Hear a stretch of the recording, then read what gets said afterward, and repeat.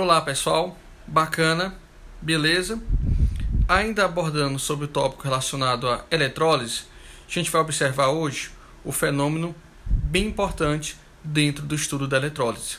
Vamos observar e analisar o fenômeno conhecido como galvanoplastia. Então, segue aí, vamos lá.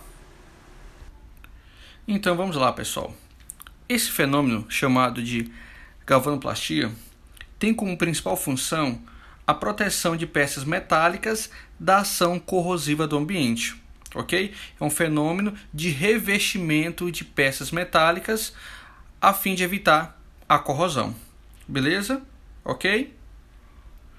Onde o mecanismo básico desse fenômeno da galvanoplastia vai consistir, tá? No seguinte, vai permitir dar um revestimento metálico a uma peça, colocando-a como um cátodo, ou seja, o polo negativo, lembrando que na eletrólise o cátodo é o polo negativo, em um circuito de eletrólise, beleza? Então vamos lá. Nessa situação aí de galvanoplastia, o que é que nós vamos ter como objetivo? O objetivo vai ser revestir esse anel de alumínio, ok? Revesti-lo de ouro, ok? A partir dessa placa de ouro aqui, beleza? Esse é o intuito desse processo de eletrólise.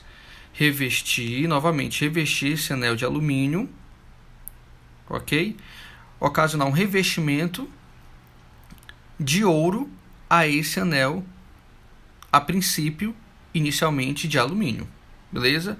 Através de um processo de eletrólise.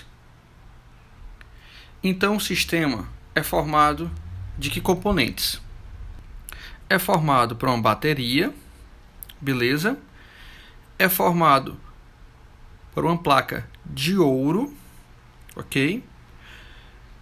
Essa placa de ouro vai fazer o papel de ânodo, que no caso é o polo positivo,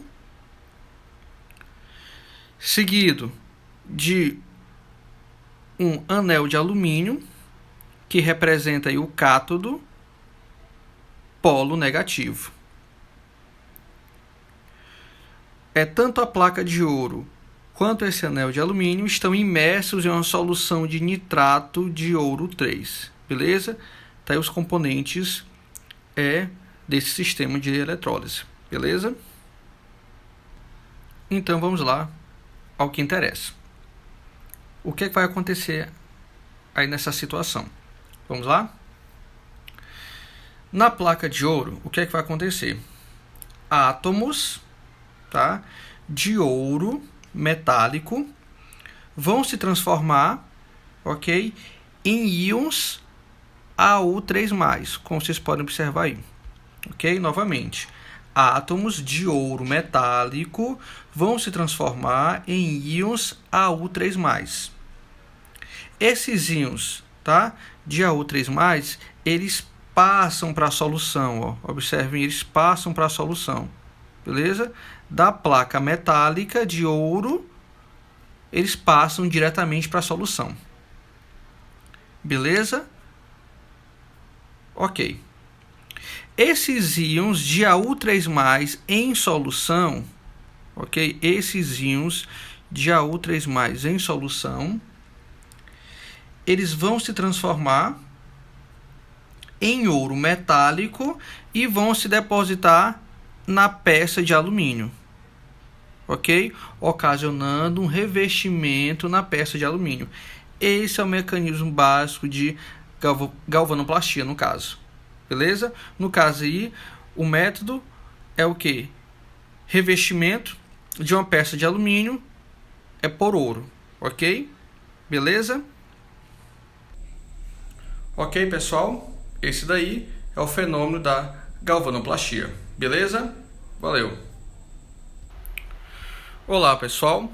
Ainda se tratando do fenômeno da eletrólise, a gente vai abordar também a questão das leis de Faraday, beleza?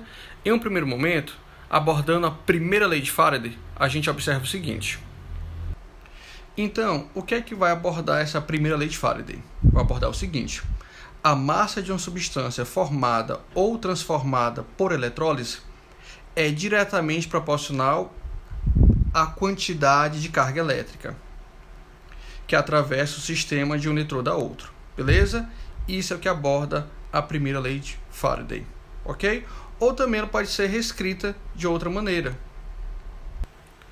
A quantidade de metal depositado durante a eletrólise é diretamente proporcional à carga do cátion, à corrente aplicada e ao tempo de operação da célula. Okay? Em outras palavras, eis aí também o que é que afirma a primeira lei de Faraday. Okay?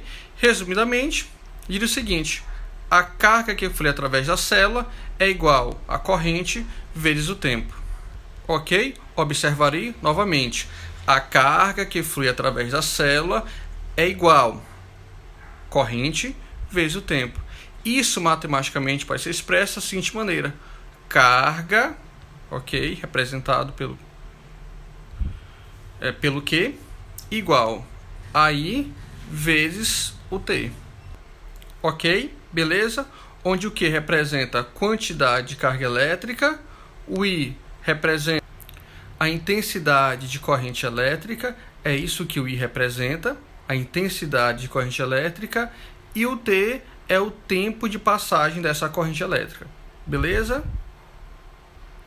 Outro detalhe também importante a ser observado: a intensidade de corrente elétrica, o I, tá? É medido em amperes, e o tempo de passagem dessa corrente elétrica é medido em segundos. Beleza?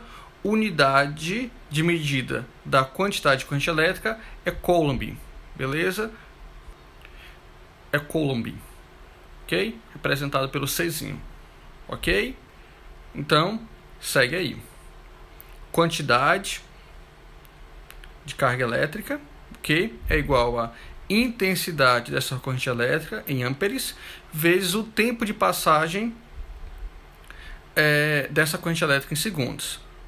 A unidade final da quantidade de carga elétrica é Coulomb, representado pela letra C. Ok? Já, pessoal, a segunda lei de Faraday vai relacionar o quê? Vai relacionar a quantidade de matérias de elétrons que participa da eletrólise. Mais uma vez, relaciona a quantidade de matéria de elétrons que participam da eletrólise. Ok? Matematicamente pode ser expressa da seguinte maneira: a segunda lei de Faraday. Ok? Então vamos lá.